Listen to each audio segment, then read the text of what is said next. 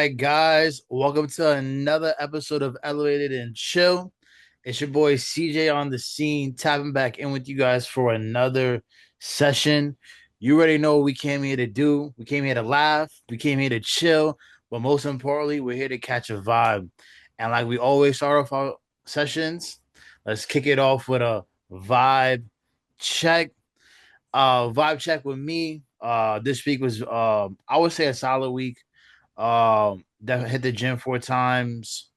Uh, wasn't able to get to dance due to just kind of work, kind of heavy and up and stuff like that. Covering for people. But other than that, definitely got to get back to dance next week. I know I mentioned it last week, but things popped up. But it's on my agenda. I miss it. I see Vita posting and stuff like that. So I really need to get back out there. Shout out Vita. That's a dance studio I go to. If you guys want to learn salsa, bachata, all that stuff, hit them up. Vita Dance Company.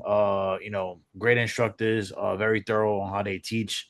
You'll come out there thinking you're a pro salsa dancer. But yeah, definitely shout out to them. I gotta tap back in next week for sure. I'm definitely gonna hit the Tuesday class just to get my feet wet, and then definitely will be hitting social.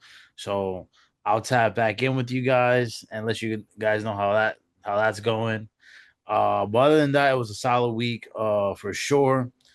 Yeah, that's my vibe check for me, my mental check for myself. Uh, Home team, drop it in the comments. Let me know how you guys are doing. Keep the conversation flowing, as well as just want to take a grand check of how things are going out there and for the home team. But hot and heavy, like the weather, it's very hot. I gotta say that it's very hot outside. You could tell that summer is kicking in. I do want the spring weather to kind of like that wind and stuff like that, that windy breeze and all that stuff to be prevalent. But it seems that summer is kicking in, but it's supposed to be in the 45, 50 range. So hopefully we do get that spring weather, which I would like instead of just accelerating right into summer.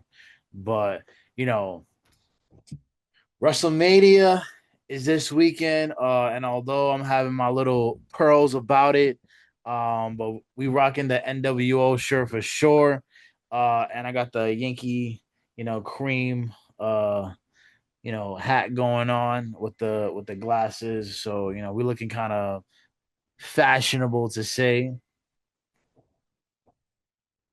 And this is the Hollywood Hogan one. You know what I mean? Shout out to Hollywood Hogan with the ultimate heel turn. But like I said, hot and heavy, and nothing is more hot and heavy than the NBA playoffs right now. Things are cooking up. A few play in games have been happening, but also the mere fact that the brackets are, the playoff tree more the bracket is more for March Madness, but the playoff tree is being pretty much filled out. Kind of oh waiting for like a few more games to kind of go on, but would say yeah, it's pretty much filled out. Pistons, they don't know who they're going up against, either the Magic or the Hornets. The Hornets came back and beat the Heat to kind of get them to fight for that eighth seed. I feel like the Hornets, can make a statement, judging by the fact that you got LaMelo Ball, you got Canopal. They're both leading the NBA and do threes per for a duo. So that's incredible. They got a core. Brandon Miller's there.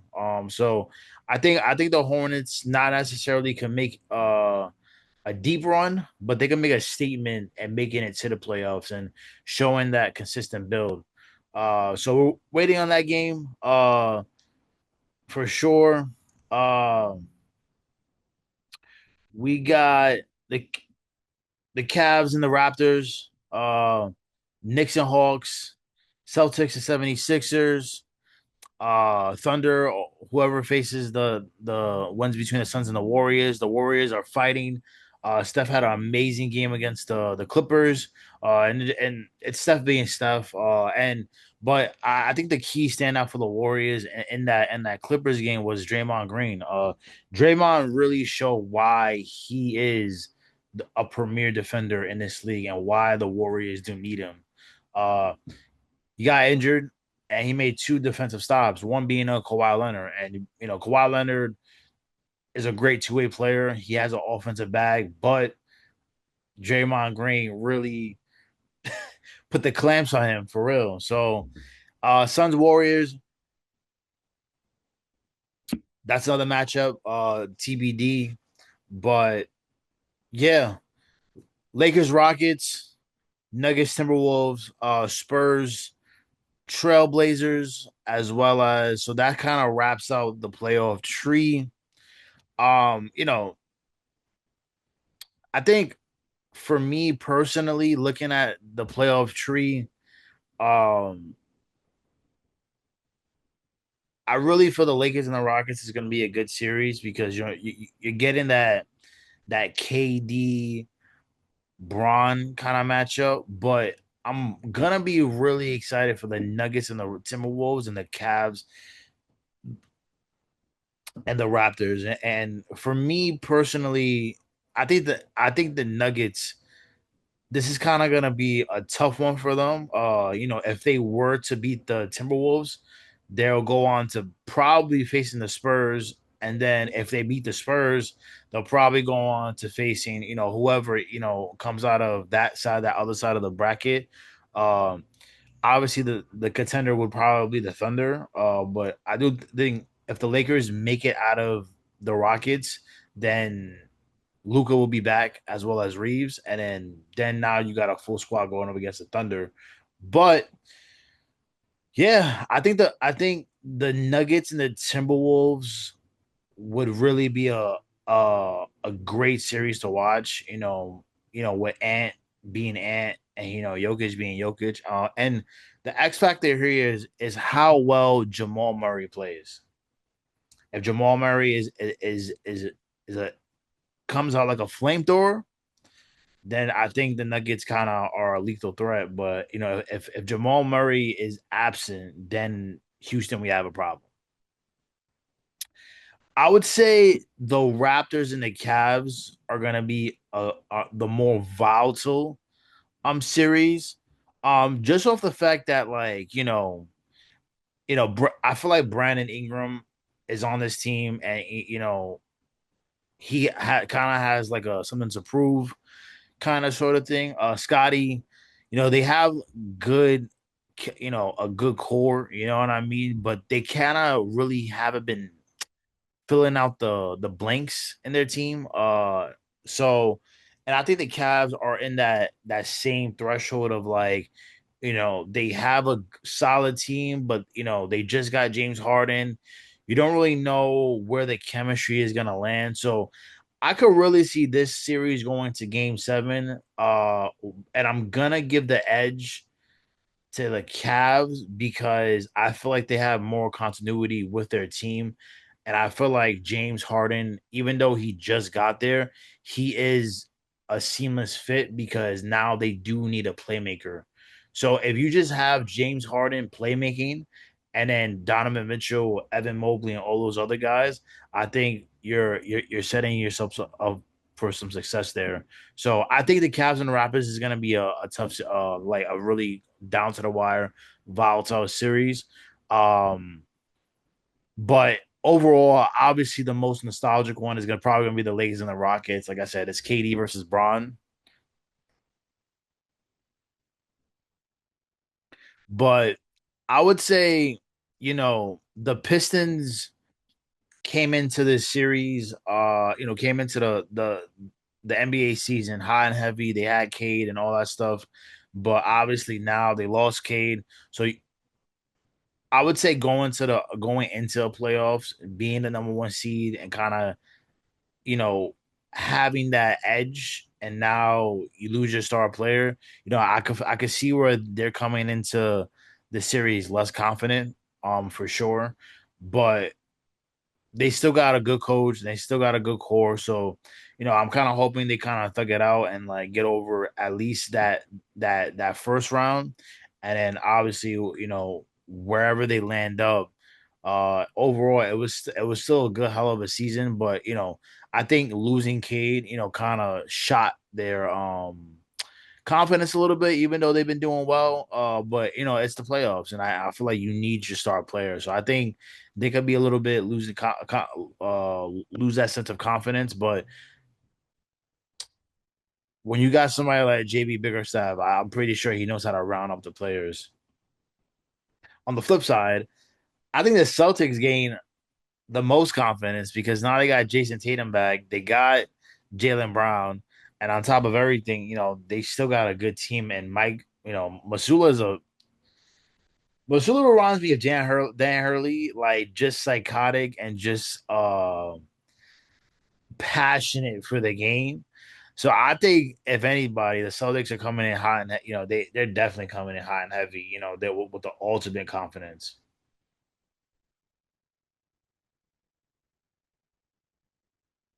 A really interesting series that I'm kind of really interested to see how it goes is the Spurs and the Trailblazers, because the Spurs are number 2 and the Trailblazers are 7. So it's like, all right, probably the edge is going to go to the Spurs. But just seeing how Drew Holiday got the Trailblazers to the playoffs, Denny Avicii has been playing Avicii, home team, correct me on the pronunciation. But they've been playing very well. So kind of excited to see where that kind of series ends up and how much of a fight they put up against the Spurs, judging by the fact the Spurs got Wimby and they got De'Aaron Fox and stuff like that. So I'm kind of interested in that series as well, um, to see where that series kind of falls out. But looking at this as well, yeah, I mentioned it already. If Jamal Murray catches a heater, I think the Nuggets could easily advance to the next round and definitely put up a fight against the Spurs. I think that's one organization you can't really count count out. But if I had to look at this and give my overall predictions on who will be going to the chip and who will ultimately win, as like since everything is high and heavy, not high and heavy, but everything is almost filled out. Well, I got the Pistons beating. I got the Pistons advancing. And the Thunder also advancing.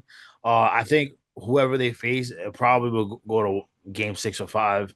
If it's the Warriors, probably probably game 5 for sure. I think the Warriors or the Suns could pull out a win. But I would say the Pistons and the Thunder. I would say that on the Eastern Conference, the Pistons, and they'll face. I'm going with the Cavs. Like I mentioned, I'm going with the Cavs. Brutal, brutal. That's gonna be a very volatile game 7 coming down to the wire type of series. But I got the Pistons versus the Cavs. Then I got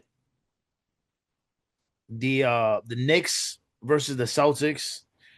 Um, you know, I'm probably gonna go with the Knicks advancing and facing the ooh, this is gonna be tough because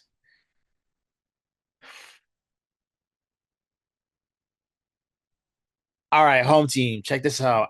I'm gonna go with a probable uh what you call it, a hot take here. And I'm gonna go with the Cavs. The Cavs and the Knicks in the Eastern Conference Finals, with the Knicks beating the Cavs, going to the championship. On the Western Conference side, I got the Thunder facing the Lakers, and this is where it gets kind of, am I looking at this objectively or subjectively? But then I got the Nuggets and the Spurs. Ooh, this is tough. This is tough. This is tough. But I think, you know, I don't know, man. Because if they get Luca and Austin Reeves back, I think they might give the Thunder some work. Um, yeah, you know what? I'm gonna stick with my hot take. You know what I mean? I'm going with the Lakers going to the Western Conference Finals, and they're gonna be facing. Oof. Judging by, I believe that Jamal Murray might come into this playoffs on a heater. I'm gonna go with the Nuggets. I'm gonna go with the Nuggets. Lakers Nuggets in the Western Conference Finals. I'm gonna go objective here just by pure just stats. I mean it might be different judging by the fact Luke they got Luca now, but they got nobody to guard Jokic. So I'm going with the Nuggets. So it'll be the Nuggets and the Knicks in the championship. And you know what, man? For the love of New York, and we need it so badly, I'm going with the Knicks winning the championship this year. That's what I'm going with. The Knicks are bringing home a chip to New York City. So a little bit of a hot take here. I could have went a little bit hotter, but I'm definitely got the Knicks. I think they got the most pressure to win. And I think if they really put their mind to it, they can make it really far and ultimately win the championship. So yeah, home team, drop it in the comments. Let me know who you guys got. Let me know what series is most volatile to you.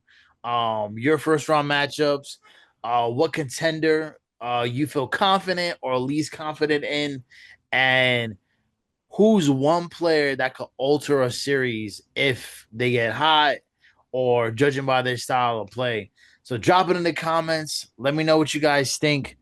Uh and judging by how the NBA is going, obviously, you know, we're in the playoffs there, but you know, the WNBA has been cooking up as well.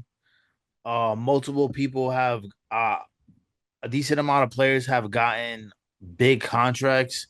Audra Wilson just signed a 3 year, $5 million supermax contract.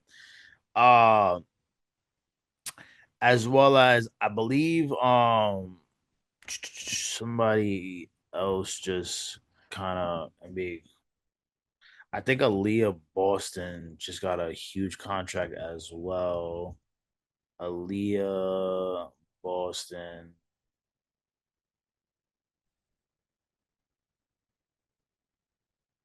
Yes. So Leah Boston, 4 years, $6.3 million. Again, that's pretty outstanding. They've been fighting to get more, their contracts to be higher and stuff like that. So it's just amazing to see how much the WNBA is growing. Uh, you know, WNBA versus the NBA, is there a true crossover fandom? I wouldn't say there's a crossover. I think if you're a if you're a basketball, if you really have are really into basketball and have really just the a passionate passion for the game, I think you would appreciate, how certain NBA WNBA players play and how the coaches, some of the teams play. But I think still the NBA still has a huge edge over the WNBA. But again, you just as years continuously progress, you just see, the love for the fans gravitating more a little bit more to the WNBA as they move on.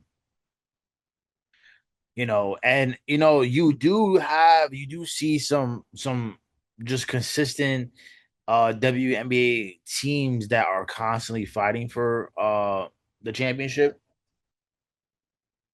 Obviously, the Aces are always in contention, judging by the fact you have Audra Wilson, and she's probably the best WNBA player right now. Um, but you also have a lot of talent there as well. You got the Indiana Fever with Caitlin Clark, Analia Boston. You got the New York Liberty with Brianna Stewart and Sabrina Ionescu. The Minnesota Link with Nafisia Collier.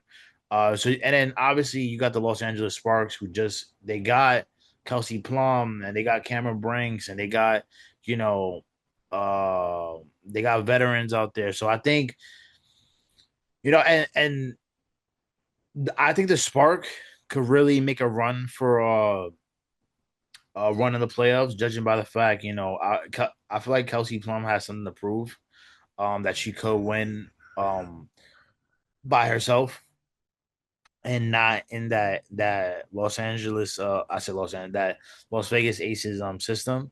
So again, it'll be interesting to see how the season kind of unfolds. Obviously, the New York Liberty brought a title to New York City. So shout out them. Obviously always rocking with the Liberty and just generally speaking with New York. So yeah, I think, like I said, I don't think there's a fandom crossover. Like, people are starting to leave the NBA. I think the NBA is always gonna have their fans, but at the end of the day, the WNBA has been increasing their viewership, and that's always a plus. The big thing is just how expansion, higher visibility, and player branding are changing how fans engage with the league. And I just think it stands for league expansion and global growth. Obviously there's a wider reach.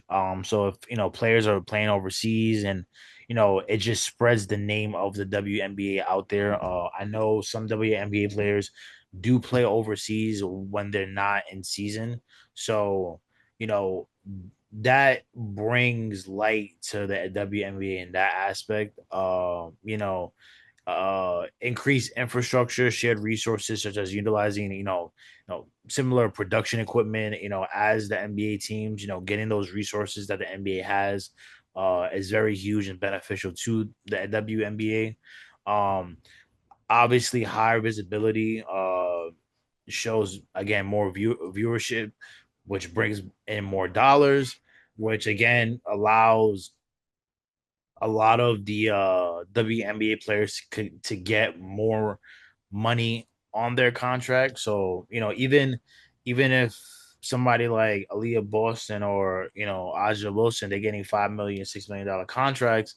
You know, in the grand scheme, comparing it to the NBA, it's not a lot, but in their world, it is, and obviously they do deserve to get more money because some of these WNBA players are they're they're really good. You know what I mean, at the sport that they do. So definitely more viewership and just more player branding. I know Aja Wilson got a sneaker out there as well. And I think doing that, and bringing in the sponsorships again brings in more money, and it just allows you know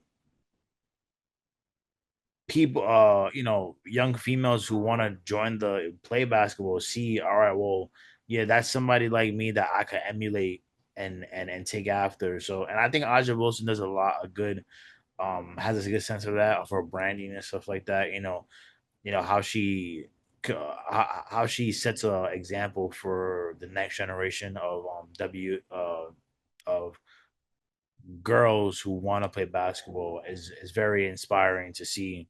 So yeah, I think a cultivation of a lot of things going on for the WNBA is moving in a positive direction. Um, and you just love to see it for sure. You definitely just love to see it. So shout out to WNBA for the continuous growth, and drop it in the comments, home team. Let me know what you guys think on just overall where the WNBA stands with their fandom.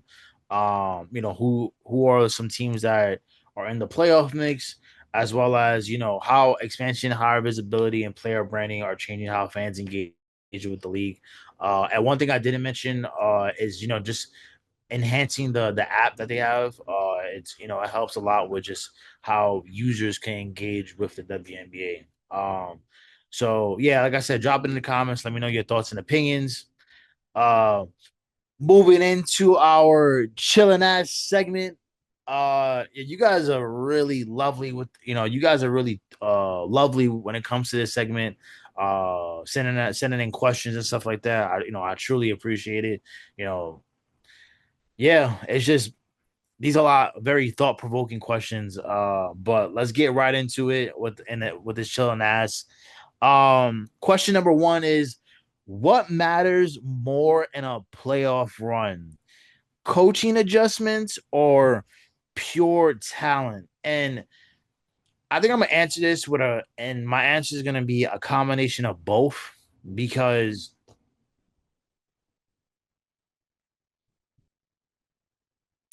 I, I think because you need coaching adjustments and in the playoffs. And a prime example is, Michael Jordan. Before he had Phil Jackson, everybody knew where he was going. Get the ball to Michael, get out the way. But when you got Phil and you instilled a system, and where you don't know, yeah, obviously Michael's the go-to guy, but th- in the system, it allows for other players to kind of like flourish and move the ball, and you can see the continuity and stuff like that. So I think coaching does matter because the coaches need to make those adjustments because now you're in the playoffs and now you're seeing a team more than one time. You're seeing them at least four times. So that gives you time to say, all right, where does this align? Where like what are their tendencies? And then you could, you gotta make adjustments as you go because now you're in that dogfight. You're in that dogfight for 7 games. So how are you gonna make adjustments that might have not worked in game one? So how do you bounce back? So I think coaching adjustments is very key, but also like pure talent.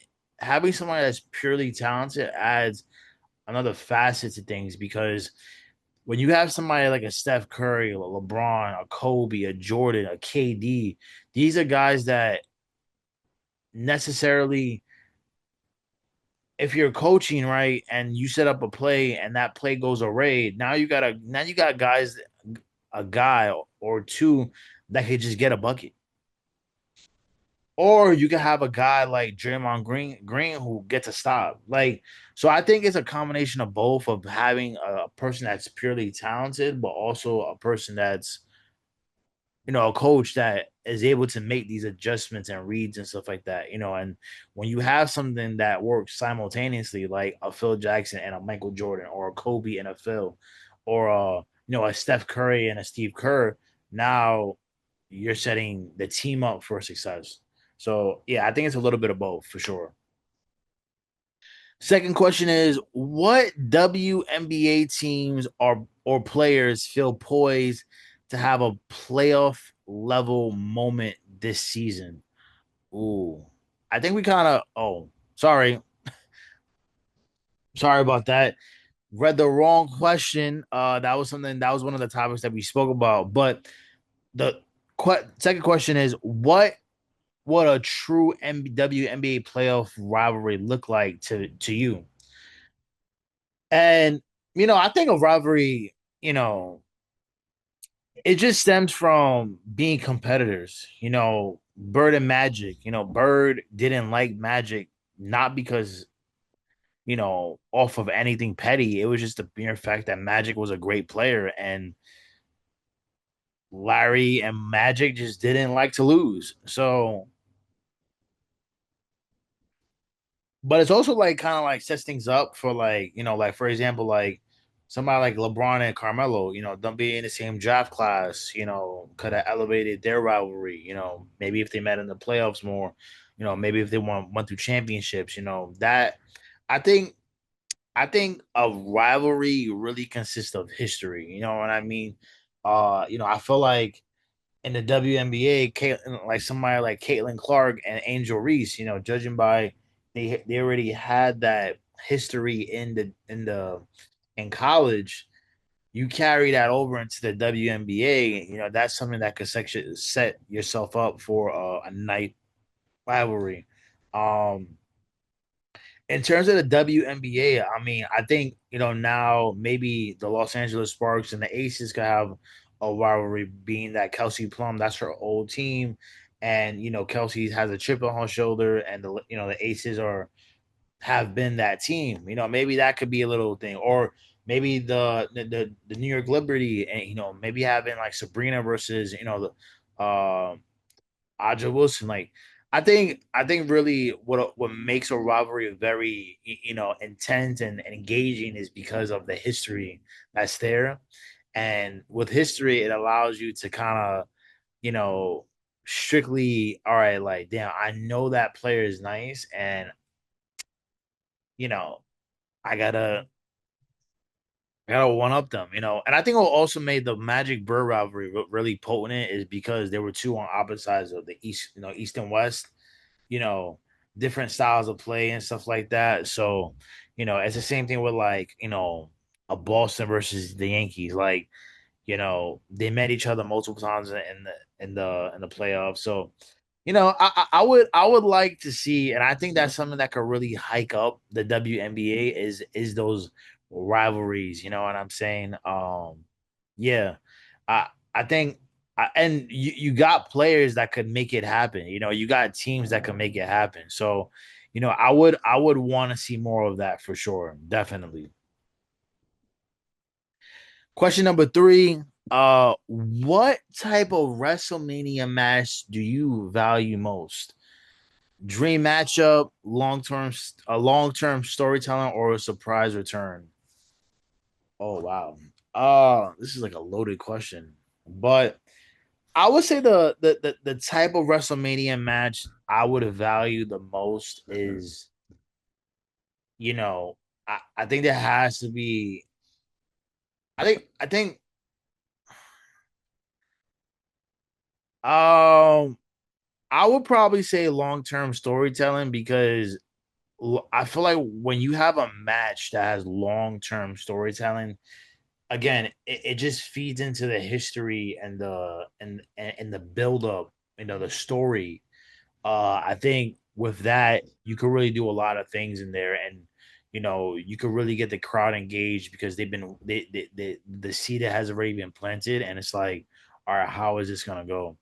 I think with the other two, like a surprise return, it's like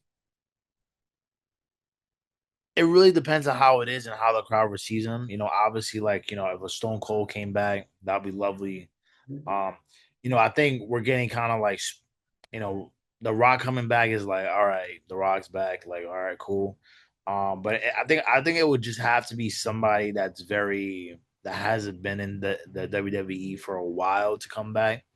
And I think the dream matchup, like, again, it really depends on who, it really kind of correlates with the long term storytelling because, like, for example, Cody versus Randy.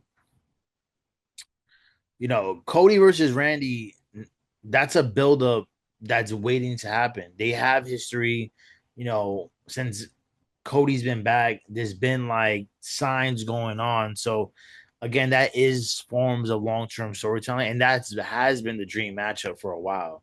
So like stuff like that. Like a Roman and Punk, they have history. So, and I wouldn't say that's a dream matchup. I think the dream matchup for Roman is definitely versus Seth. That's long term storytelling, and that will be a dream matchup. So I think it's a little bit of both. I think the dream matchup kind of falls into long term storytelling, but I wouldn't want to see a surprise at WrestleMania. I think we really need to stick to how we build up these matches. And obviously, like a surprise return would be great if you just sneak it in, and like keep the wraps. Like I feel like for WrestleMania 40, how they had the Undertaker come back and that match, it was like, whoa, this is amazing. You know what I'm saying? So not really that I'm against a surprise return. It's just more so that I would love a match that has long-term storytelling attached to it. But speaking about WrestleMania, WrestleMania definitely is on the rise, and we're here. We're in WrestleMania season. The Hall of Fame is gonna happen. Night one and night two is gonna happen. So we're here. WrestleMania season is underway,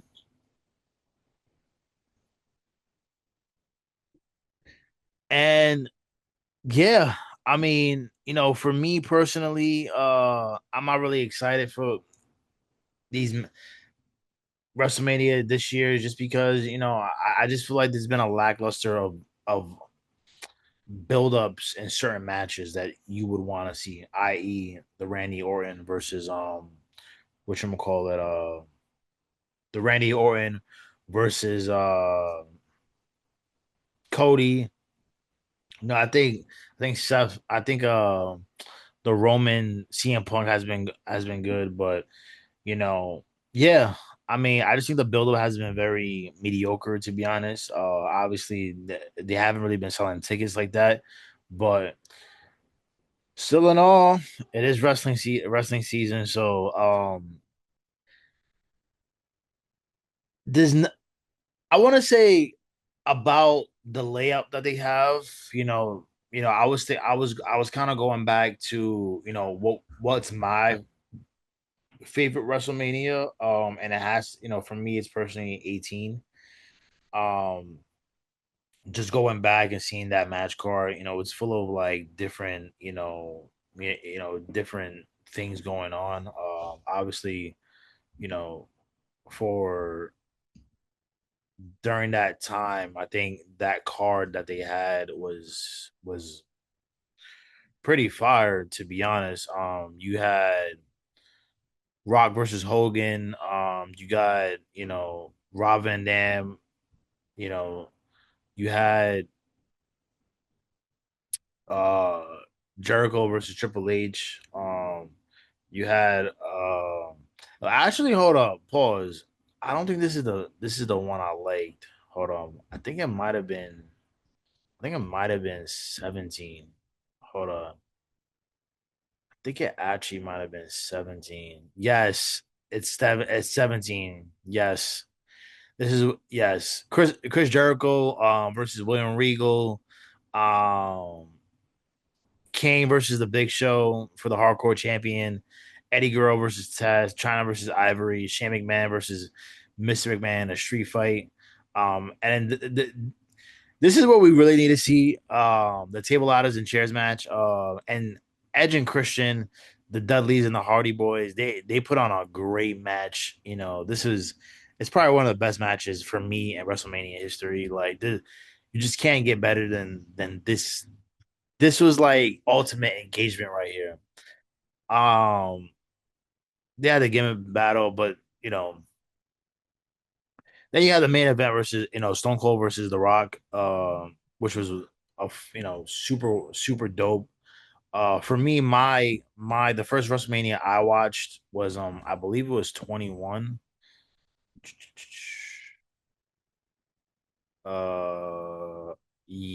No, it was probably 20 because that's when I saw John Cena. So I definitely saw John Cena win.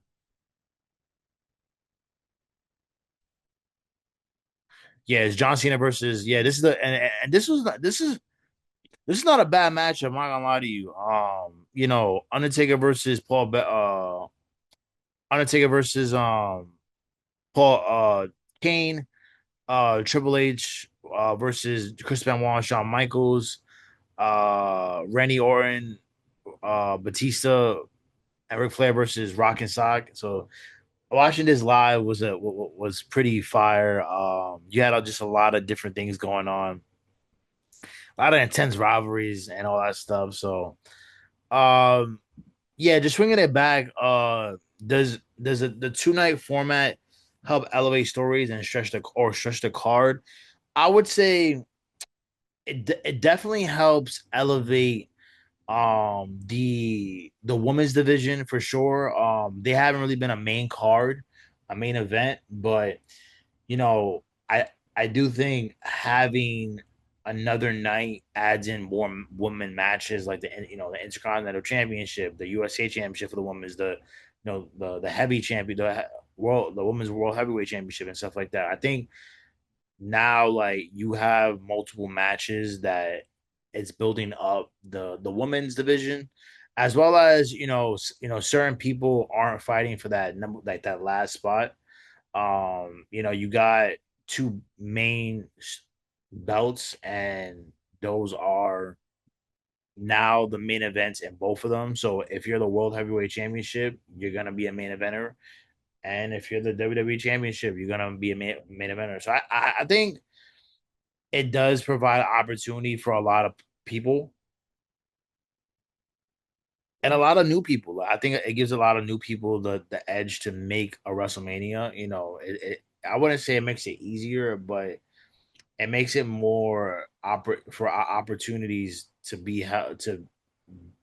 be received by younger talent as well, like a Javon Evans and a Trick Williams. They're both in WrestleMania matches, and although like they may not go over, but it kind of helps tells that story of like, wow, I made my first WrestleMania match. You know what I mean? And like, it helps. It definitely does help a lot. So I wouldn't say it stretches the card. Obviously you kind of have like some nonsense matches going on, but you also have that like a gimmick battle, like like what is that, you know what I mean? You had some odd kind of matches going on back in the day when it was only one night, you know what I mean? So I definitely think it definitely helps elevate the women's division. It helps elevate does help elevate stories and gives younger people the opportunity to be on a card, as well as whoever has those premier championships to get have that main event experience. Um, you know, the thing about WrestleMania is like, are you there for the matches? Are you there for the unforgettable moments, or and it being a spectacle? I just think you want to watch a good match that you know that two individuals are bringing the best out of each other. And I think because of that, that could lead into a WrestleMania moment. Obviously, like the biggest one probably in history, one of the biggest is Seth Rollins cashing in his Money in the Bank when it was Brock versus Roman. I think that added a lot of dimensions. That added in a spectacle. Obviously it was a cash in. So I think stuff like that kind of makes it interesting. Like, it's like, whoa, what just happened? You know, WrestleMania 40 for me was amazing because like at the time I was watching it with my nephew and he was just getting into wrestling. He loved Cody Rhodes, and then I was also looking at the bloodline and that story. And for me, looking at Roman when he first got in till now, it was like, wow, look how far he's gotten. But then it was just like the nostalgia of like John Cena coming out, and then The Rock coming out, and then ultimately Undertaker coming out, and it was just like, wow, this is amazing. This is like, for me, like old me was like 14-year-old, like 9-year-old me was going crazy. I remember me yelling when I heard the gong going, and I was just going absolutely ape shit. So again, I think it's a lot of both. Like, you want great matches, but you also want that one surprise that you never thought was gonna happen. I think was it SummerSlam last year or WrestleMania? It was WrestleMania last year where Seth Paul Heyman turned on both CM Punk and Roman, and ultimately aligned with Seth. You know what I'm saying? So you just want a well crafted card that you're gonna see a lot of great matches, and you want to sneak in that one surprise. Um,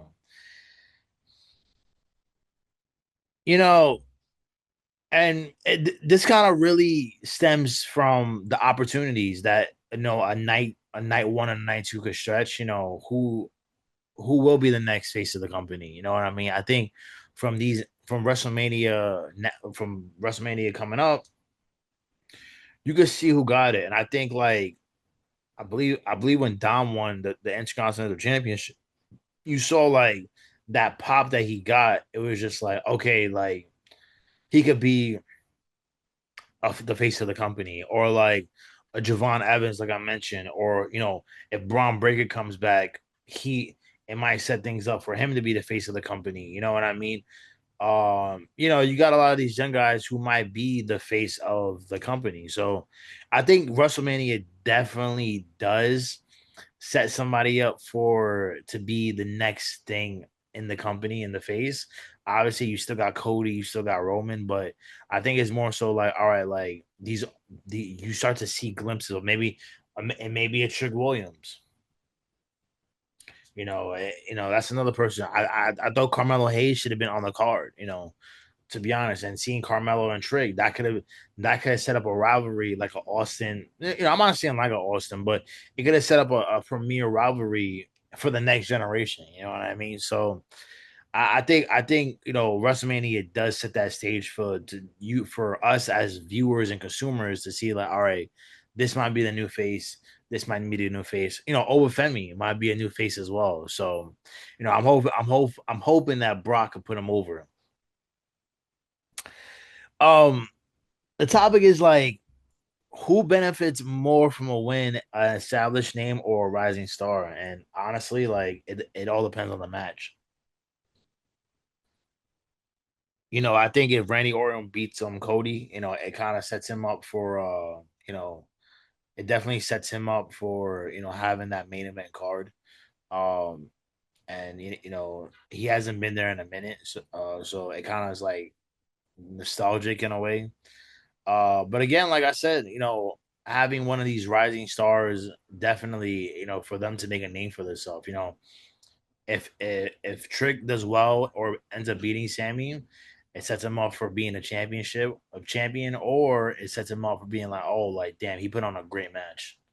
So yeah, I mean, I think obviously who really benefits the most is a rising star because it's pretty much their first WrestleMania, or the first couple of WrestleManias. They're trying to find their niche. They're trying to find their stride and stuff like that. So I would probably lean more towards the rising stars for a rising star for sure. But that's my take on WrestleMania. I hope it's a good one, regardless. There's two matches that I'm really kind of looking forward to. I hope Brock puts Oba over, and it's a great match. I think the Fatu versus Drew McIntyre is going to be a great match as well. So I think those are the two matches I'm looking forward to. Roman and CM Punk, they look like they're gonna have a great match. I'm interested to see who gets involved.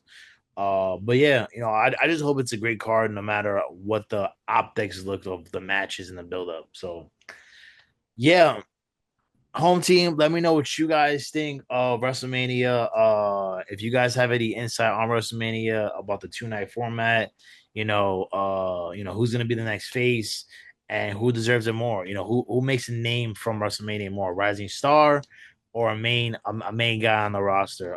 Definitely let me know what you guys think, and bringing in elevated advice. I think everybody, whether it be NBA players fighting for the championship now, WNBA players, and WrestleMania happening, everybody needs elevated advice. So my elevated advice to you guys is, and by the way, co-star, patiently waiting. Um, My little advice is be a poem. And I don't really know how to explain this, to be honest. But I think the best way I could probably explain this is more so like, just to be like intuitive, because I feel like a poem is very intuitive. But yeah, I don't know what that means. So I'm gonna shoot out another elevated device that I could probably decipher a little bit better. So I apologize that on that home team. Let's see what they got.